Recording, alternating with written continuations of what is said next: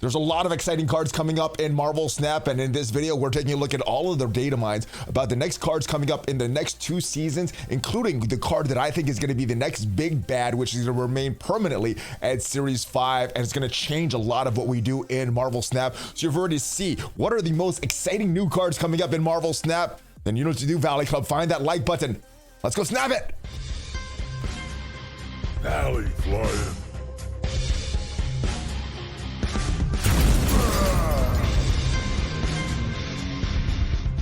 Hello, Marvel Snap fans. Welcome back to the Valley Snap channel. I am ValleyFlyin. Hope you're having a great day. We're talking about some of the new cards coming up over the next 2 seasons in Marvel Snap. Some of them look very exciting, and some of them look to be changing the landscape of the meta in Marvel Snap. Now, if this is your first time here on the channel, hit that subscribe button for more great Marvel Snap content. We got deck ideas like this, news, upcoming things, data mines, everything to help your Marvel Snap experience. But let's get right in and talk about what I think is going to be the next big bad, the next Series 5 permanent card coming, and it is this card, the High Evolutionary. Now, this was data mined, I believe, yesterday, or I at least saw this yesterday.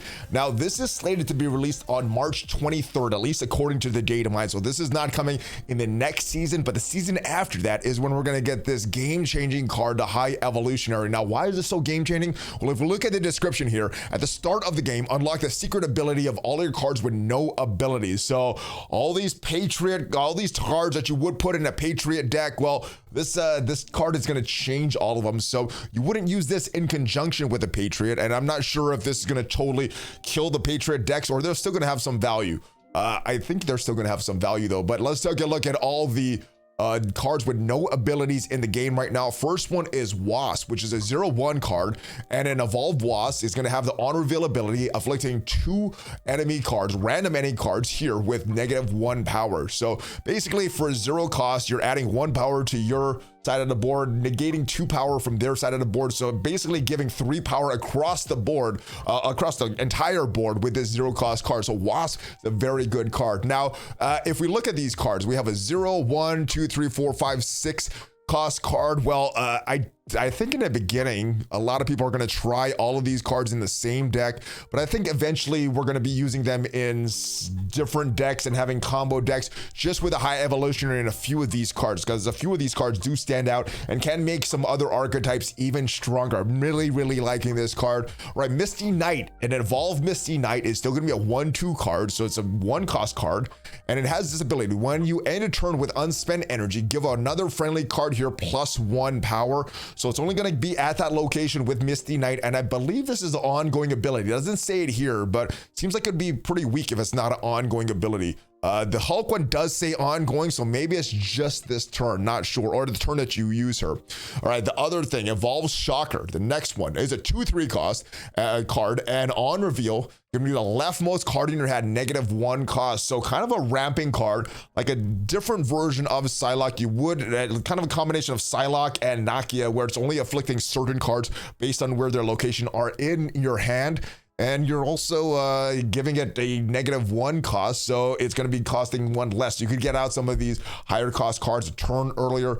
This is a good card here. Next is Psylocke, the Cyclops. When you end a turn here with unspent energy, afflicting 2 random enemies here with -1 power. So the way I think this works, random enemies are going to have, you're just going to pick 2 random enemies at that location. And because it doesn't say ongoing, like Misty Knights, it's probably this turn, the turn that you use Cyclops. It would make sense for it to be an ongoing ability, but as of the data mines right now, it doesn't say that it's ongoing. So this could be a interesting card. I do like the Shocker, what Shocker does. Now, Thing also has an on reveal ability as the Awaken Thing. Still gonna be a 4/6 card, so giving some great tempo, great value. It's gonna afflict a random card here with -1 power, and it's gonna repeat this twice more. So how I think this works, if you place Thing on a location, it's gonna choose a random enemy card at that location. It's going to go -1 power. Then it's going to do that again and again. Now, if you only have 1 card at the location, it's going to choose the same card because it's not really random. But if it's 3 different cards at that location, well, you could hit each one of them with -1 power. That is how I think this is going to work. I think that's going to be a strong card, kind of like a ongoing ability, but it's different. But you're still having that strong 4/6 stat line as well. Now, Abomination, the evolved Abomination is going to cost 1 less for each enemy card in play that's afflicted with negative power. So will work a lot with these cards that go with -1 power. Thing, also not Misty Knight, the Cyclops there. So that, and then other cards that are in the game right now that you may want to include in this type of deck, like Scorpion or other cards there. So you could cost very, very little. You can get this out very early, so you know, this can be a very good card. You know, She-Hulk's a good card because based on a ability or an action that you're doing in a game, you could get that card costing less and less energy. That's why Death is a good card, and that's why I think Abomination, this evolved Abomination, is going to be very, very good, especially with his 9 power stat line. Getting this out early could be big trouble for your opponents. And Hulk, the evolved Hulk, has this ongoing ability, +2 power for each turn you ended with unspent energy. So basically you turn it from a 6-12, and if you're spending, if you do every turn with some unspent energy, I guess that's 6 extra turns, you could add 24 extra power. Now, is that going to be the most efficient way to use this card? I don't think so, but you do have that option there. So extra 24 power from all of that, so that would be very, very strong card in the Hulk. So this is going to be a great card. It's going to change an entire deck, kind of like Thanos. Thanos has his own archetype. Galactus has his own archetype. And I think with his high evolutionary, with his evolved cards with no ability, it's going to create his own archetype, which is why I think it's a great candidate for that big bad, that permanent Series 5 card. So if this card does appeal to you, you like this playstyle, I would start saving your collector tokens right now for the high evolutionary. Again, May 23rd is the date that this is data mined to be out, coming out. Next, let's talk about the next season pass card, and this is HitMonkey. This has been data mined for a while, so this is not super new, but I did want to let you guys know that this is next season pass card in case you haven't been taking a look at the data mines and everything like this. So what HitMonkey is going to do is a 2-0 card and gain 2 power for each other card you played this turn. So this is something that you want to play on the last turn, and the devs didn't say so outright, but they did say about that Quinjet nerf.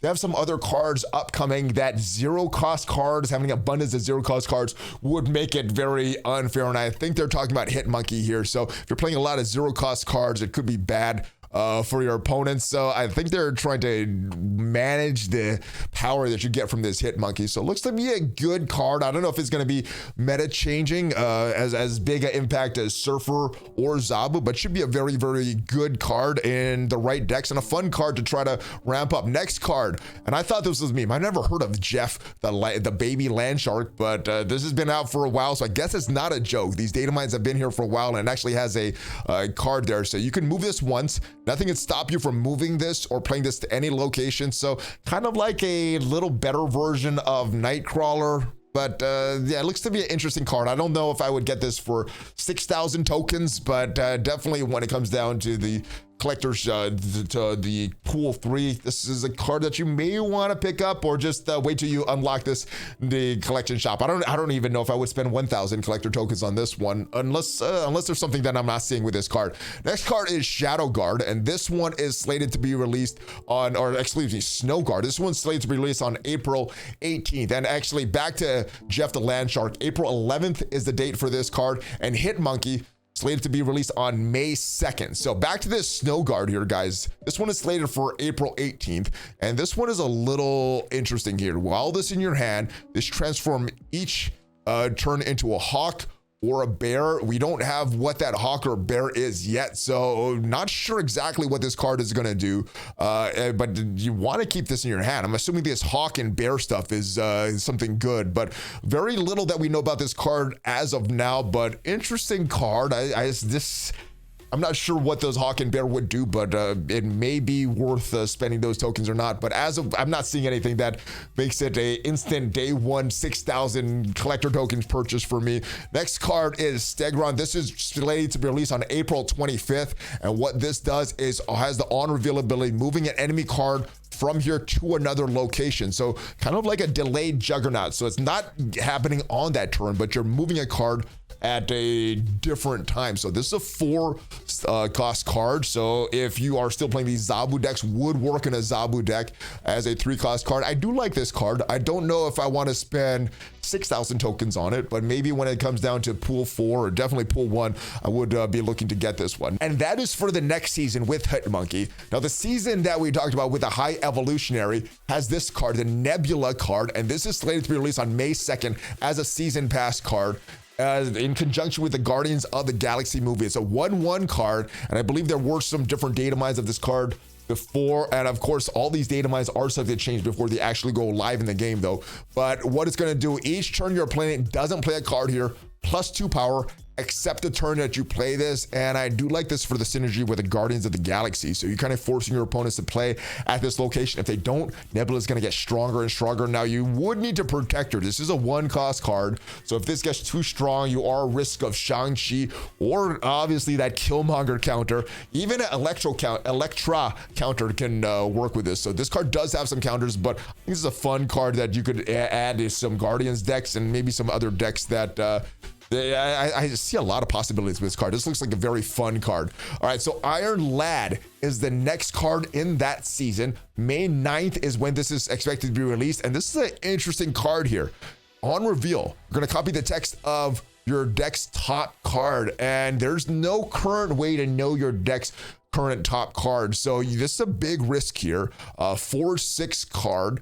And you can get some power, and if you're having decent power, 4/6 is not bad tempo, it's not bad, but it's really risky here. So either you have to have some foresight or get the next card that is slated for that season, and that is Howard the Duck. And Howard the Duck, interesting card here. This looks like a meme card. A lot of these look like meme cards, but the description for Howard the Duck, tap this to see the top card of your deck. So these go very well with each other. So if you have Howard the Duck there and you have Iron Lad in your deck, this would be a very good card. This is just a great card on its own, even without Iron Land, with that transformation. This is a great card. This will allow you to plan ahead on how you're going to play your deck, how you're going to play your cards. This looks to be a very, very fun card, very important card.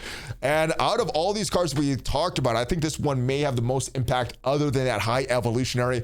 And last but not least is another big bad in Marvel, or a big, huge character in Marvel, the Living Tribunal. Very, very strong, 6/4. And what this does, it has the ongoing ability of splitting your total power evenly among all locations. So this could throw off your opponents if you're winning one location very big, especially with a Shuri deck doubling that Red Skull. Maybe you play that Red Skull behind a Cosmo, then you play something else there that could bring his power. I guess if it's behind a Cosmo, you couldn't Taskmaster that, but something. All your power in one lane, and then last turn of the game, your opponent's not expecting this. This could be a big surprise. This could be a big difference in the meta. This season with Nebula is looking very strong. The season with HitMonkey, not looking forward to as much based on the other cards, but Nebula, HitMonkey both look like very strong season pass cards. And then the High Evolutionary, Living Tribunal, Howard the Duck, all look like very strong cards that look to be impactful in the current meta.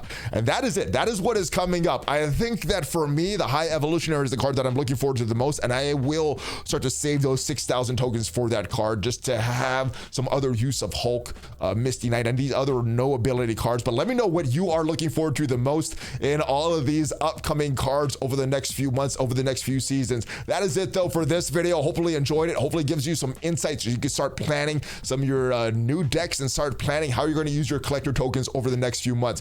That is it though, guys. Thank you for watching all the way to the end. If you enjoyed this video, check me out on social media, check out some of the other videos on this channel, and if you want to support the channel, give it a subscribe for more great Marvel Snap content. I will see you guys next time though. Have a great rest of your day.